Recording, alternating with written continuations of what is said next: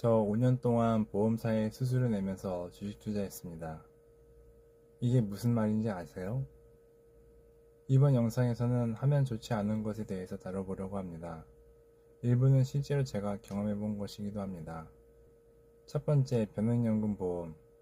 이름만 보험이고 실제로는 보장해주는 상품이 아닙니다. 투자용 상품입니다.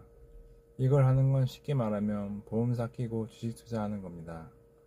보험사에 수수료를 내지 말고 직접 투자를 하는 편이 훨씬 좋습니다.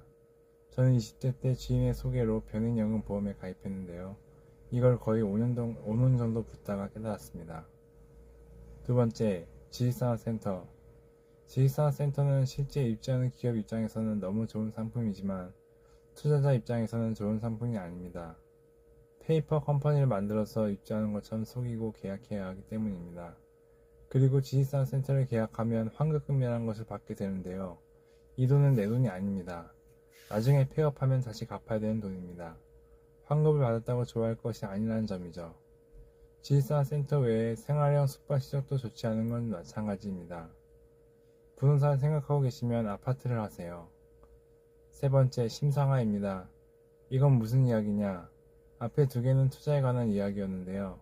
심상화는 흔히 시크릿뉴, 그러니까 끌어당김의 법칙과 연결됩니다.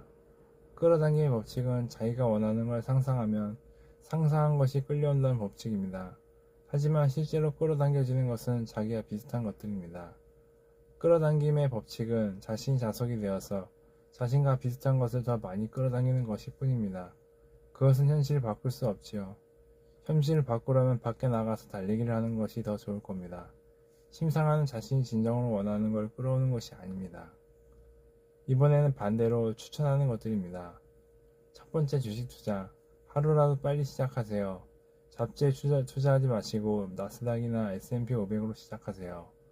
둘 다 지수를 추종하는 ETF입니다. 지수는 시장의 상황에 따라서 시간이 지나면 점점 우상향하기 때문입니다. 그리고 ETF이기 때문에 위험이 자동으로 분산됩니다. 100개 회사 중 꼴찌 회사의 실적이 안 좋으면 자동으로 ETF에서 퇴출되고 그보다 더 실적이 좋은 회사가 ETF에 편입됩니다. 지수에 따라서 편입되는 과정과 퇴출되는 과정은 조금 다를 수 있지만 큰 틀은 이렇습니다. 우량주를 사서 장기 보유하는 것도 좋습니다. 어디서는 대표의 얼굴을 모르면 투자하지 말라는 이야기도 있습니다. 잘 알려진 회사의 주식에 투자하는 것이 모르는 회사의 주식에 투자하는 것보다 훨씬 좋겠지요. 워렌 버핏도 11살부터 주식 투자를 시작했고 더 일찍 시작하지 못해서 아쉽다고 말했습니다. 두 번째, 퇴직연금 관리. 저는 퇴직연금 DC형이었습니다.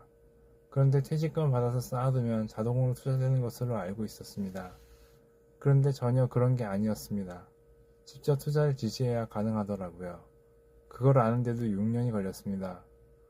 코로나19 때부터 퇴직연금을 관리하기 시작해서 지금은 수익률이 제법 나오는 상태입니다. 물론 퇴직을 하면서 DC형은 IRP 계좌로 바뀌었지만요. 돈은 하나도 꺼내지 않고 그대로 두었습니다. 꺼냈다가 압류당하면 누가 책임을 지겠나요? 세 번째, 명상입니다. 저는 기도도 하고 명상도 합니다. 하지만 기도는 신이라는 존재가 전제되어야 합니다. 명상은 신이랑은 상관이 없습니다. 마음만 있으면 할 수 있습니다. 마음을 고요하게 하는 게 첫째가는 명상입니다. 그냥 앉아서 아무것도 하지 않는 게 명상입니다. 하지만 현대인이 그냥 앉아서 아무것도 안 하기는 힘들어진 시대이죠. 저는 운동을 조금 한 후에 명상하기를 추천합니다. 제가 좋아하는 명상가인 오쇼 라준이 씨도 현대인에게 다이나믹 명상을 추천했는데요. 다이나믹하게 활동을 하고 땀을 뺀 뒤에 고요한 명상의 시간을 가지면 명상이 더 잘 된다는 걸 경험적으로 알게 되었다고 합니다. 관련된 책으로 로빈 샤르마의 5A 클럽이라는 책이 있습니다. 오늘은 해서는 안 되는 것과 추천한 것들을 다뤄봤습니다. 책도 한 권 추천했고요.